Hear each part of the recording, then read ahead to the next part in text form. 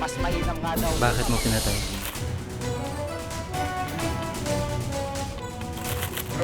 Ang galing mo, pre! Kailangan na nilang lumabas ng slaughterhouse. Hindi na sikreto napapatay.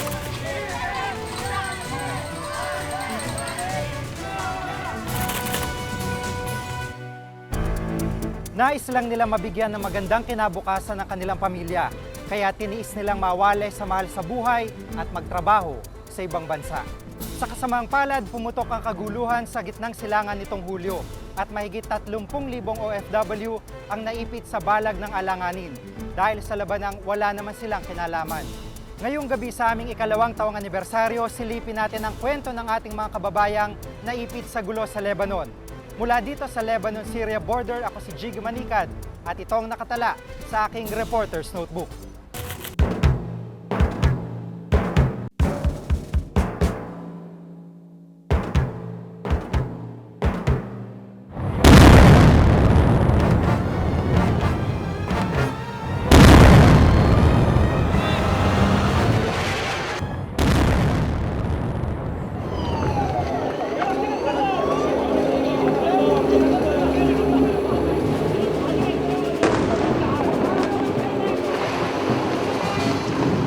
In 2 or 3 hours, we are going to attack the south of Lebanon heavily.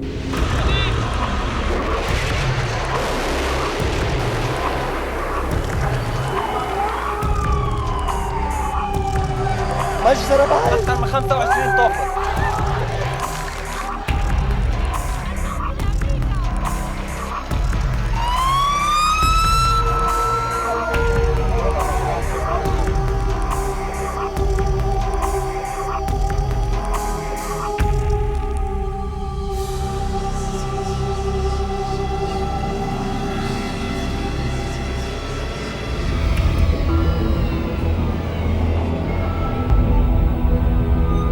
At 19 ng Hulyo na makarating ang aking team sa Dubai.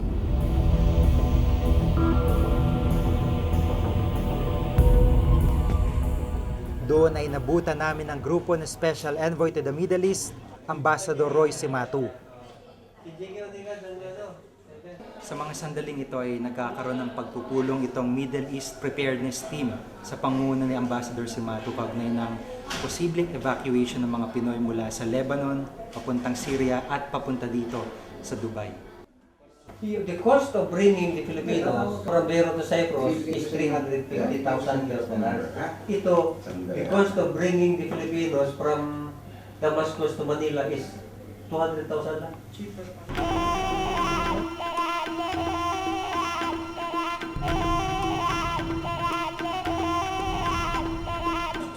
Naunang lumipad si Ambassador Cimatu patungong Damascus, Syria. Kami naman, naging abala sa pagpoproseso ng aming visa.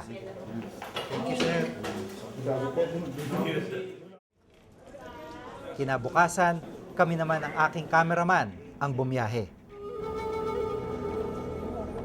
Sa eroplanong papuntang Syria, 8 lamang kaming mga pasahero. Malayo sa kapasidad ng eroplano na mahigit 200. Isang malinaw na indikasyon sa tensyong nagaganap sa lugar na aming pupuntahan.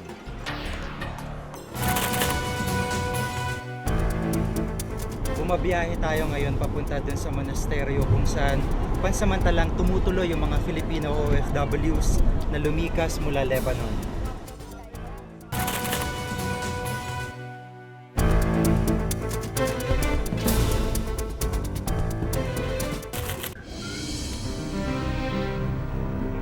Kararating din lamang namin dito sa Damascus mula Dubai at magsisimula pa lamang yung aming usapan kay Yusek Segis.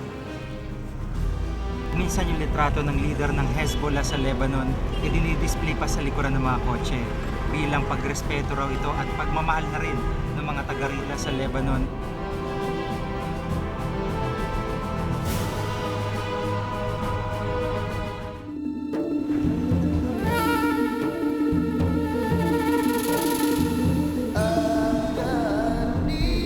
We are in Syria very angry. I hope no Israel in the life. No. Nasrallah, lot of people love him. Yes. Bumabiyahe tayo ngayon papunta dun sa monasteryo kung saan pansamantalang tumutuloy yung mga Filipino OFWs na lumikas mula Lebanon. Ang Church of the Living Saint Elias, pansamantalang tuluyan ng mga Pilipino. Mahigit 100 kilometro o nasa halos 2 oras ang layo nito mula sa Damascus, ang kabisera ng Syria.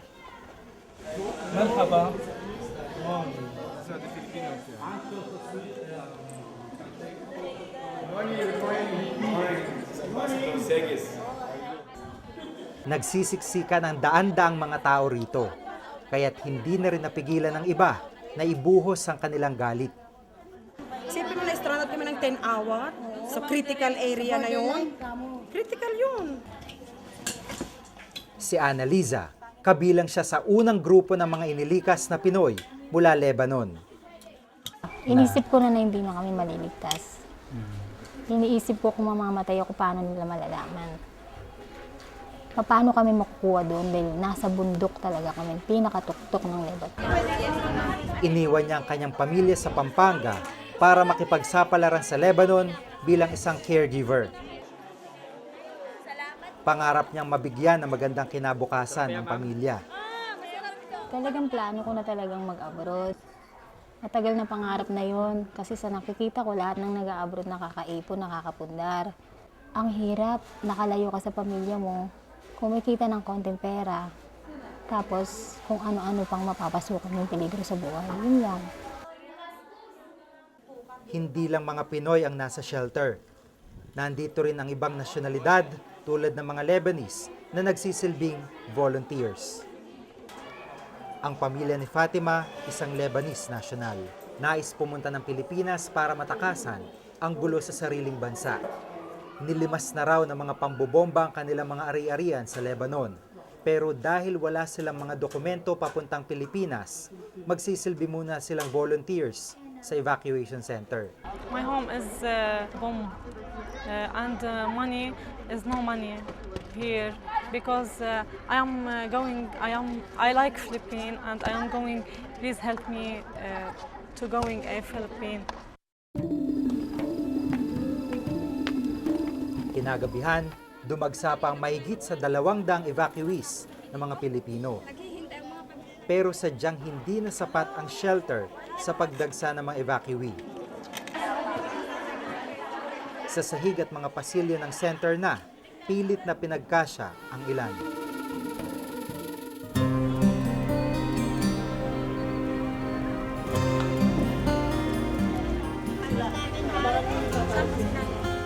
Masaya ako.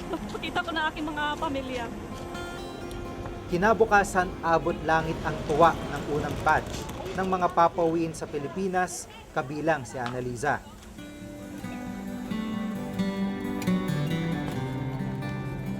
Matapos sa matagal na paghihintay, sa wakas makakauwi na rin ang mga Filipino OFWs na ito na naipit sa Lebanon.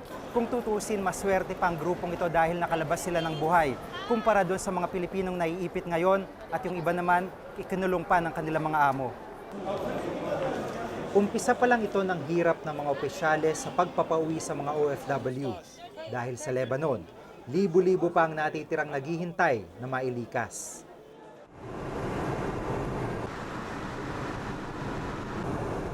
Tumula kami papuntang border ng Syria at Lebanon para salubungin ang dumarating pang mga Pilipino.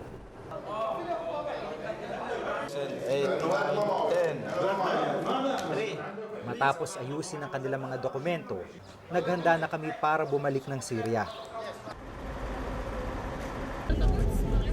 Sumakay ako sa isa sa mga bus kasama mga ililikas na OFW. Dito ko nakilala ang ilan pang mga pamilyang pinaghiwalay ng gera. Bit-bit ang 7 taong gulang na anak at 1 taong gulang na sanggol, di mapigil ang pag-iyak ni Lina sa kanyang pag-alis sa Lebanon. Naiwan kasi ang Lebanese niyang asawa roon. Sa 9 years naming nagsama, itong kagabi lang kami unang naghiwalay ba? Hindi. Taka yung mga bata. Masakit. Hindi rin nalalayo ang kwento ni Minerva. Uuwi ng Pilipinas para sa kaligtasan niya at ng kanyang mga anak. Pero naiwan din sa Lebanon ang asawa. Anong bili ng husband niyo sa inyo? Mag-ingat kayo. Ingatan mo yung mga bata. So what do you want to tell him? That I love him and I'll always remember him. And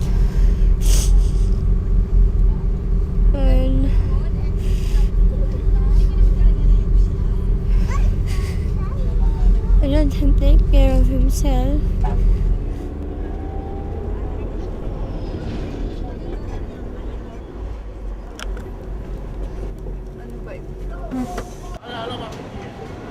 Pagdating ng Damascus, Get this baby.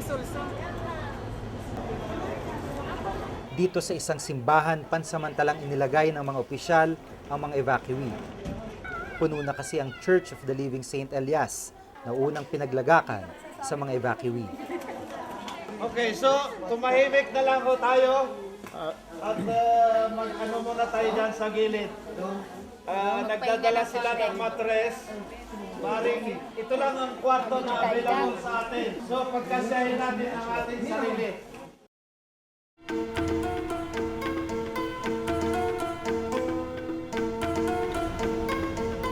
Nabalitaan namin na may mga bagong grupo ng Pilipinong tatawid sa border ng Lebanon papuntang Syria. Kaya ito, pupuntahan namin upang alamin din ang kanilang mga kalagayan.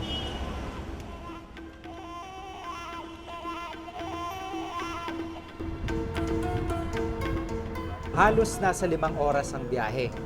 Sa pinakahuling bayang malapit sa border, ang bayan ng Tartus. Hindi mahirap hanapin ang mga taga-suporta ng mga kalaban ng Israel. Sa kanilang mga bahay at gusali, makikita ang dilaw na bandilang ito, mga bandila ng grupong Hezbollah. Matapos ang may 4 na oras na biyahe, nandito na tayo sa border ng Lebanon at Syria at pinayo ng mga taga-DFA na bitbitin na lamang yung passport para kung ano man na mangyari ay meron tayong identification. Bakas ang takot ng mga tao sa border pa lang. Pami-pamilya ang nagsisilikas. Hanggat may kakarga sa sasakyan, ilalagay. Ang Arab Red Crescent o katumbas ng Red Cross sa atin, nakantabay na sa anumang aberya. Makalipas ang may ilang oras pang paghihintay, nakapasok na ang isa pang batch ng mga Pinoy evacuee sa border. At habang sila'y lumilikas, kami naman, papasok pa lang ng Lebanon.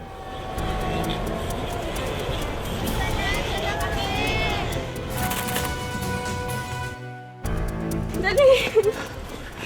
Yun lang ang hirap namin dito. Sumasabog ng lahat. Ayaw pa kami pakawalan. Salat na nga sa pagkain. Salat, hirap na hirap pa kami. 16 oras kami nagkakatrabaho dito. Ayaw kong payagan. Sabi, ligtas na pa lang ligtas. Kahit na nasabugan na ako, ligtas pa rin. Kaya tumakas ako.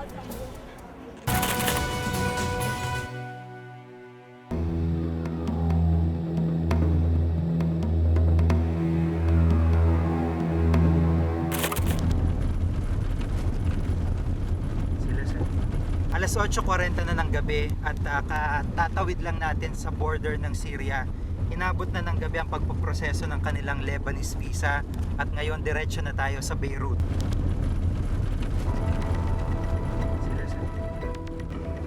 May 3 oras pang biyahe mula sa border papasok ng Beirut, ang kabisera ng Lebanon. Maingat ang mga bumabiyahe, lalo pat kadalasang sa gabi isinasagawa ang mga pambobomba.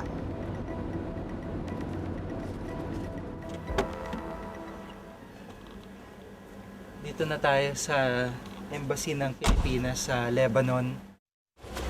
Saan ka papunta? Papi, ay pupunta kami sa Syria ngayon. Hilian natin, baka tayo may mahalo ng basa. Dali! Kailangan yung hirap namin dito. Sumasabog ng lahat. Ayaw pa kami pakawalan. Salat na nga sa pagkain. Salat, hirap na hirap pa kami. 16 oras kami nagtatrabaho dito.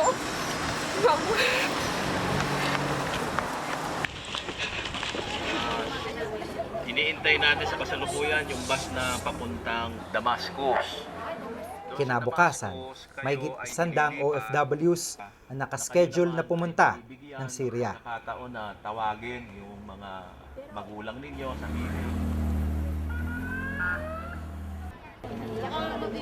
Si Cherry, bugbog sa pasa mga braso. Nagliparan kasi ang kanilang mga gamit dahil sa mga pambobomba.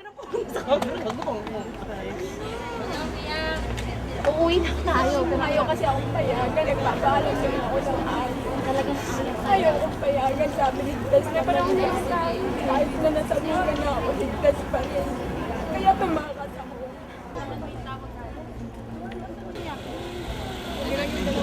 Sa tapat lamang namin, isang OFW ang humihingi ng tulong.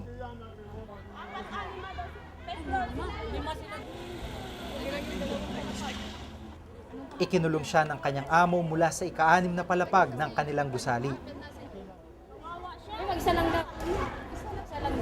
Hindi siya makasigaw sa takot na isumbong sa amo ng kanyang kapitbahay.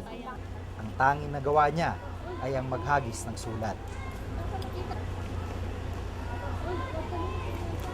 Sarayin yung sulat tayo, no? Anong sabi niya? Ito yung pangalan ng employer niya. Gusto niyang sumama? Oo, gusto niya sumama. The number phone yan eh? Natawagan namin yung amo mo. Nakuha na namin yung number.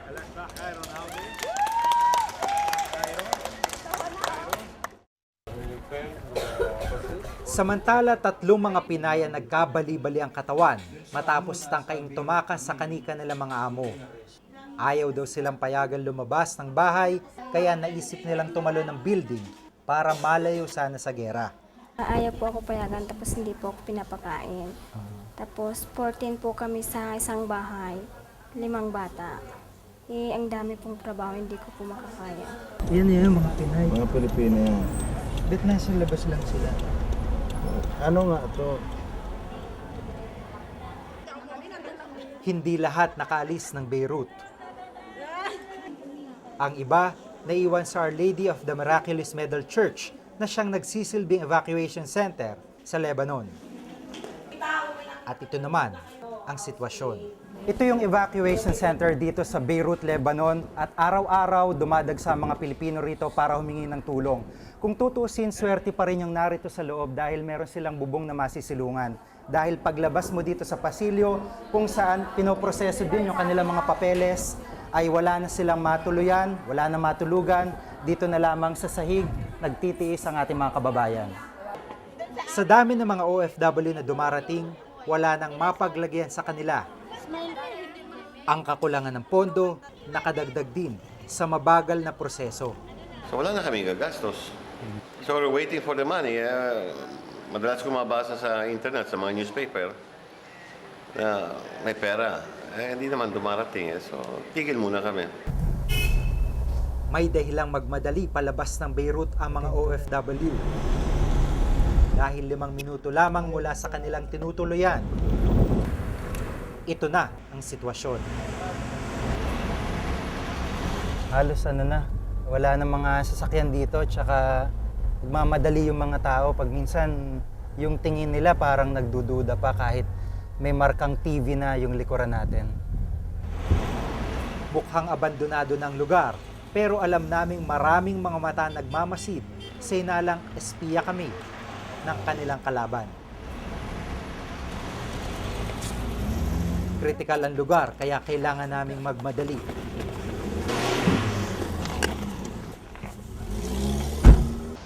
Sa sentro ng Beirut, nakakalat na rin ang mga tangke. Sarado ang mga tindahan at madalang na ang mga sasakyan. All the norms, all the international law. Minsan may nagrarally malapit sa UN headquarters, pero ito'y bantay sarado ng mga sundalo at pulis. Ilang oras lang matapos ang aming pagbisita roon, ito ang nangyari sa lugar. Muling binomba ng Israel ang Beirut.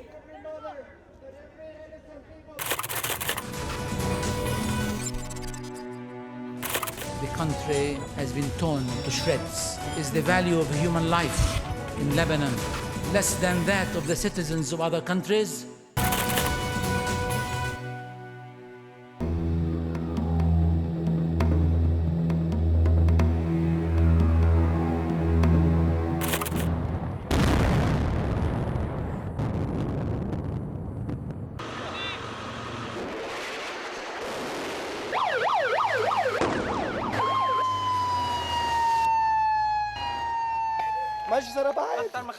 Ito ang karaniwang larawan ng gerang sumiklab sa pagitan ng Israel at mga Hezbollah, halos isang buwan na nakakalipas.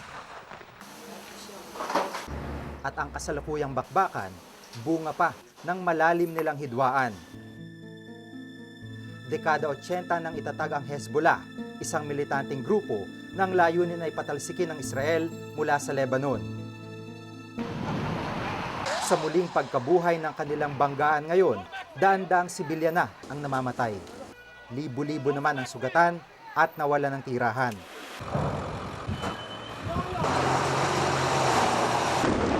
At habang may labanan, may 30,000 Pinoy na nagtatrabaho sa Lebanon ang naiipit sa kaguluhan.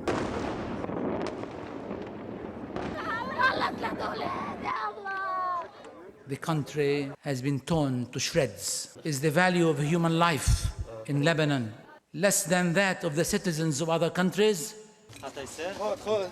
The casualties are mainly among the civilian population. The international community must make its position clear on the need for an immediate cessation of hostilities.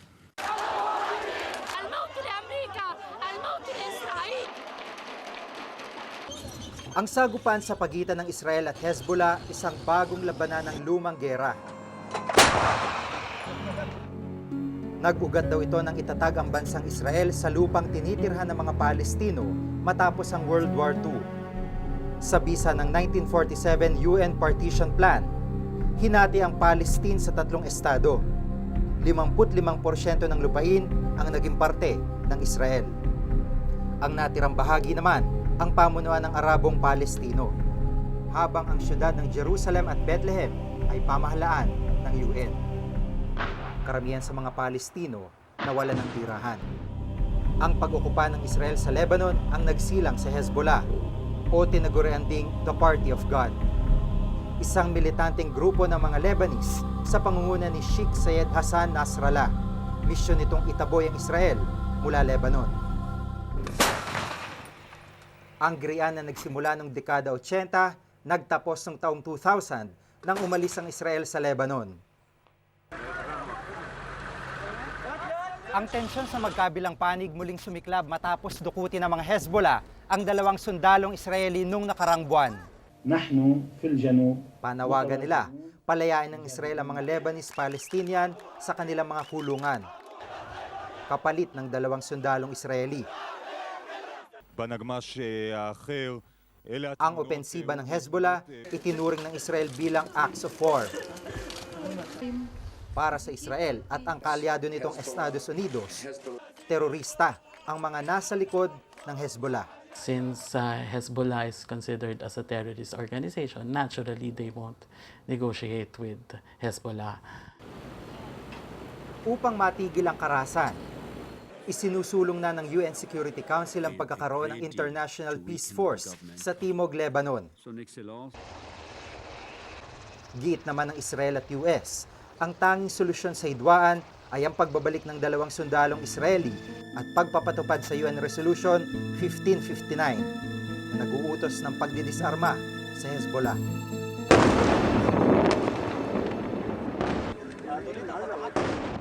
Sa ngayon, nagtutulong-tulong ang lahat upang bigyan ng solusyon ang labanang malalim ang pinag-ugatan. Pero habang patuloy ang bakbakan, hindi lamang buhay ng mga sundalo at ng mga militante ang nakataya. kundi pati buhay ng mga inosenteng mamamayan.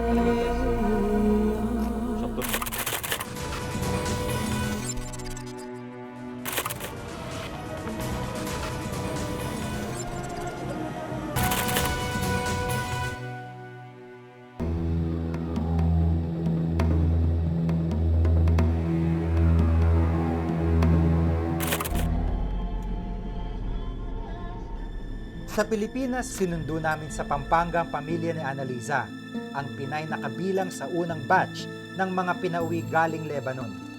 Iniwan ang asawa at mga anak para magsilbing caregiver sa Lebanon sa kagustuhang mabigyan ng magandang kinabukasan ang pamilya.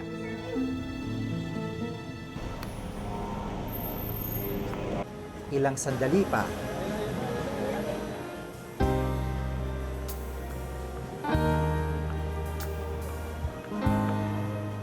muling pinagbuklod ang pamilya. Hindi man daw tiyak ang naghihintay na bukas sa kanila ngayon. Ang mahalaga, nakauwing ligtas si Annalisa tulad ng iba pang mga OFW.